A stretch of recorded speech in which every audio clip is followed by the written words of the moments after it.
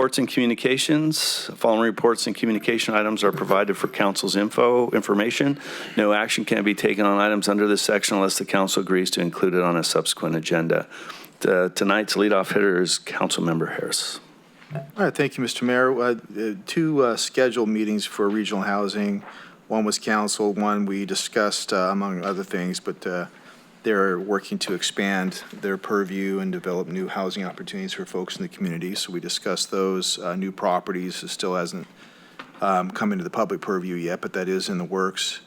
Yuba City Arts, they continue to be extremely busy and prevalent in the community, not the least of which is our pending film festival, the first annual for Yuba City. Submissions are due September 19th, and the festival itself will be October 3rd. I believe they already have either 6 or 11 entries in that.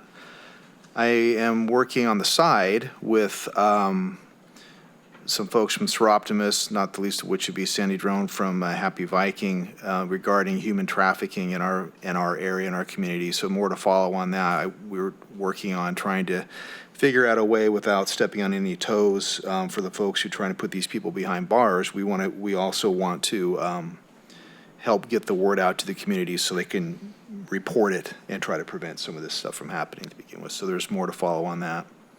SACOG took July off, and I'm going to let Councilwoman Espindola, as the vice chair of Sabufka, go over what we talked about there. Other than that, we're good. Welcome. Happy to be back. Good to have you back. All right. Next up is Councilmember Espindola. Thank you, Mayor. And I'm looking forward to the Film Commission. Councilman Harris, that's a really cool. Right. Yeah. Go for it.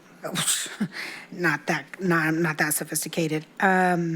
So attended the Feather River Air Quality Management District meeting.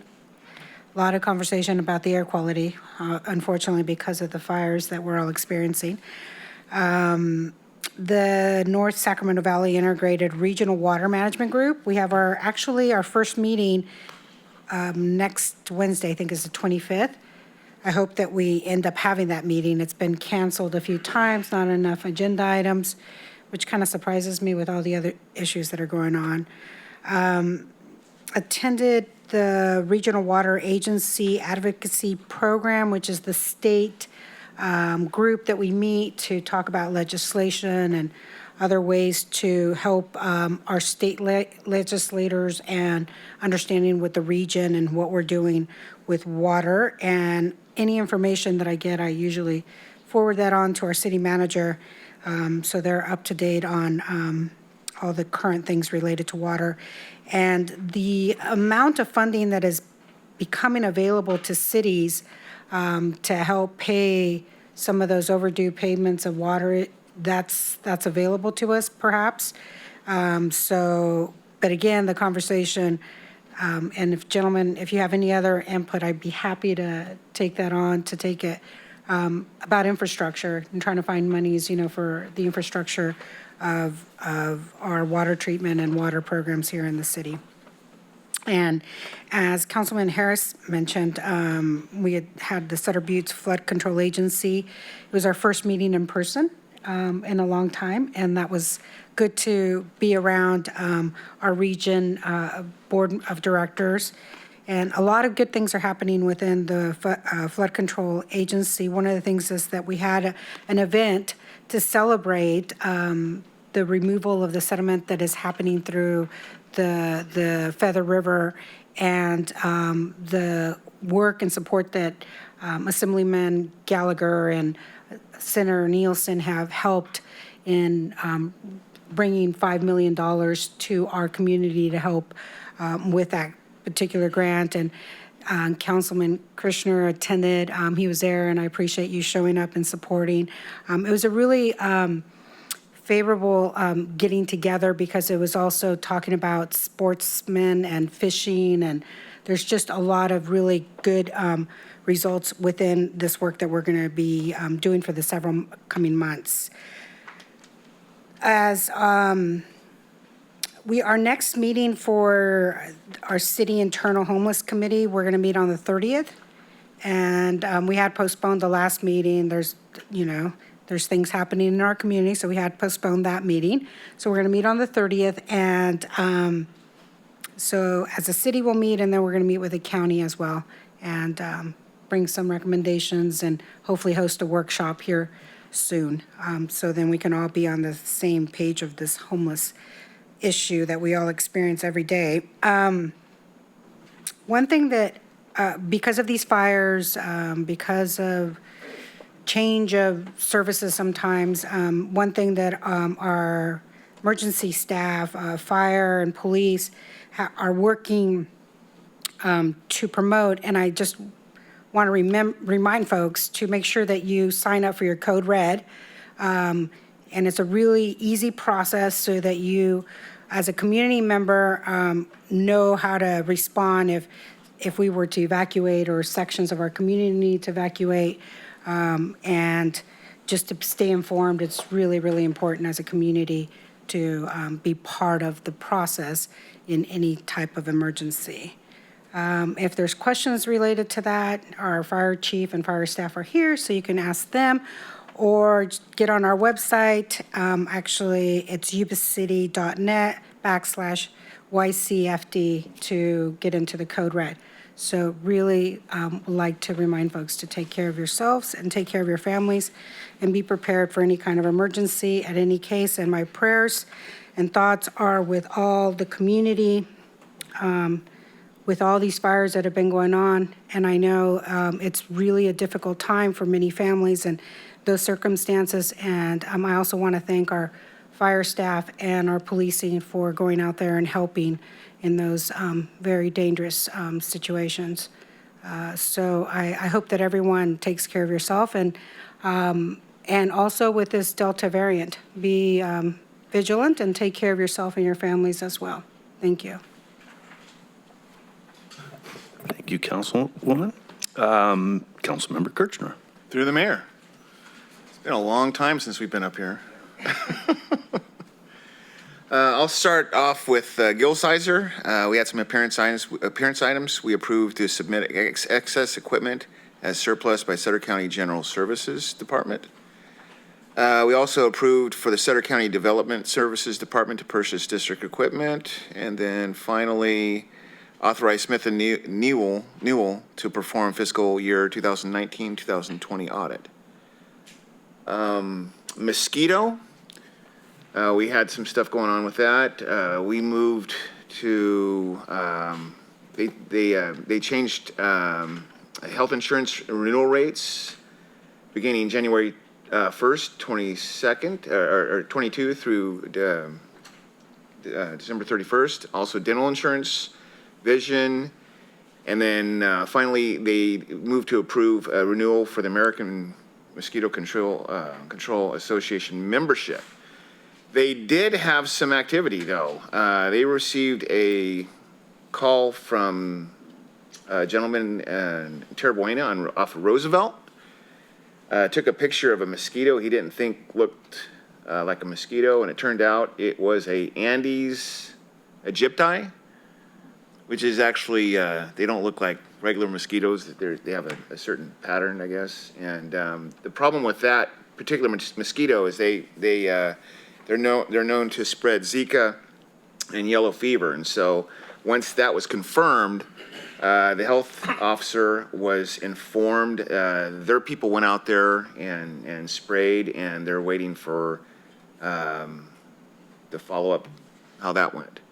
But it did get them, it got them concerned, but it's been, the issue's been addressed. I did participate in Walk a Mile in Her Shoes, which was on the 24th Casa de Esperanza event at the Yuba City Mall.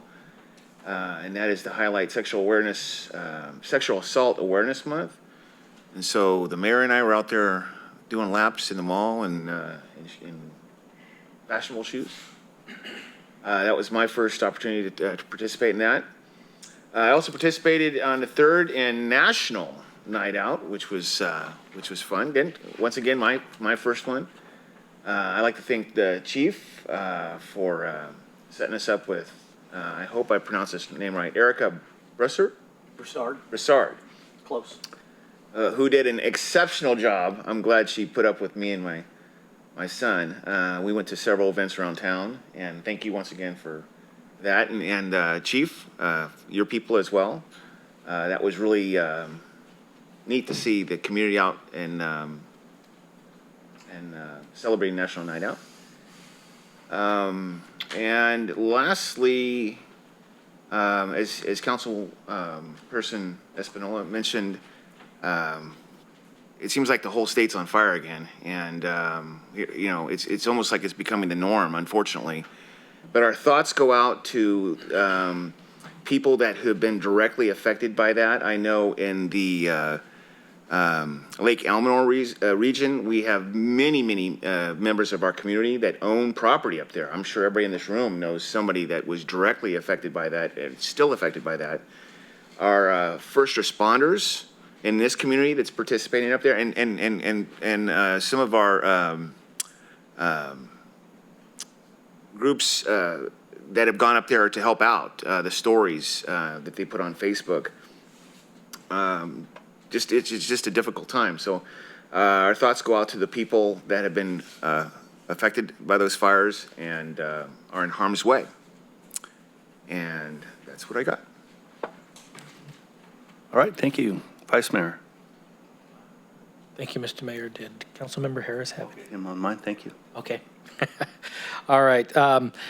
It has been a while since we met. I've taken a lot of time and focused on my family during the past few weeks, but some things that came up. EDC, we had their quarterly meeting, approved the budget, the new branding there, and then likewise they have launched into a pandemic recovery, figuring out how they can also help businesses in our local area with funding sources and such as we come out of the pandemic so that we retain our businesses here. Just a reminder that the Transit Authority met just before the last meeting, but this month Councilmember Kirshner will be filling in for me as I will be attending GSEC meetings over the next 3 days.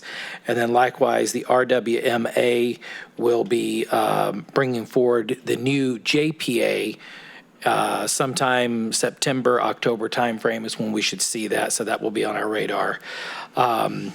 Just on a personal note, one thing I was involved with this past weekend was the event, and we raised just in the guitars that we auctioned, Chief, $11,000 for the Canine Association to take care of, not to buy the dogs and stuff, but to take care of the animals after they retire and such. So that's huge, and I appreciate all the support there. And then I apologize for missing National Night Out, but I had some personal things I had to take care of. But I know you guys do an awesome job. So thank you, Mr. Mayor. All right, thank you. Before I get started, Mr. Sean Harris had one other item he wanted to mention.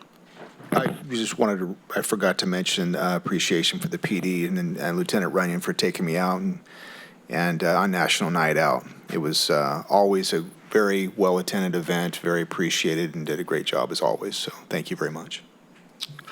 All right. I got kind of a list here, so bear with me. First, had the opportunity to represent the city with Assemblyman Gallagher and Supervisor Carm Baines. Mark Stein Beverages donated a bunch of water for firefighters and fire victims.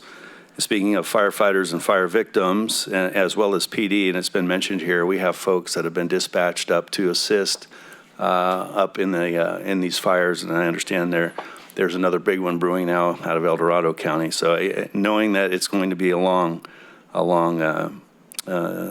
siege this fall, and as Councilwoman Espindola said, just making sure that not only the residents up there, but our folks are taking care of themselves, and our best thoughts with them.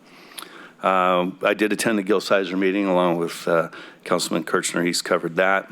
Did walk a mile in her shoes, and I'm very happy this year. It wasn't too high heels, so my feet survived a lot better. Did do National Night Out, and again, thanks to you, Chief, and to Ken Souls and Riggs, the very, very active police dog. Very friendly, though, but very active. Even after a day of training, he was still very active. 16 months old, I think, so he's got energy. I wouldn't want to be the bad guy. Had an opportunity to represent the city at a career training education event over in Marysville, part of the board over there that's trying to help with workforce development. We have a lot of jobs here in the city that don't necessarily have the requirement of advanced college degrees, and this is an excellent place. They've got some good programs going on over there, so I was invited to speak and talk about our great city and some of the jobs we have. I want to give a good shout out here to the Vice Mayor and John Cassidy and the rest of the committee. I don't know all the members for the event and the money that they were raised for the K-9 Association. I know that the Vice Mayor was very involved with what was going on the stage and helping with that. I also want to thank, he's gone, George was there too.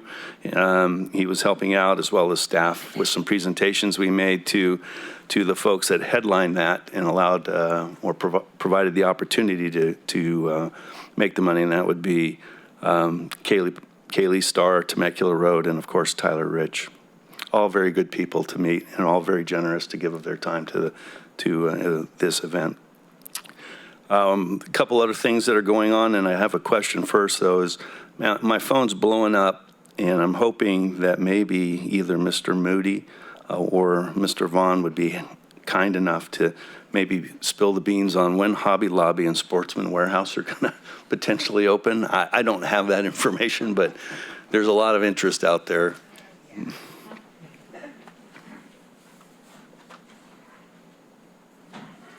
I definitely, there's a lot of interest I'm hearing on my side too, and I could follow up with, I'll reach out and get some hard dates. Right now, we definitely have the Hobby Lobby permit for the demolition, and then at the same time, the mall is doing their own permit work for some outside and some of the signs. And so you're seeing a couple different things go on where the mall's doing a little bit of retrofit and the new monument sign work, and then you have Hobby Lobby doing the demo. But what I do know is that they're pushing hard because there's a blackout window that if they don't open prior to the holiday season, they holds up their opening time. And so I know they're pushing to try to hit the holiday season, but I'll see if I could get more detail for you. And then Sportsman's Warehouse, I know they haven't pulled a permit yet, but I know there's been a lot of preliminary work. We've been talking with the building official on what openings we could add to the buildings and some different work. I don't think there's a lot of work to the building. It's more of a TI improvement where they're changing out, shelving and some of the flooring. And so I'm hoping before Christmas, but I'll follow up with a little bit.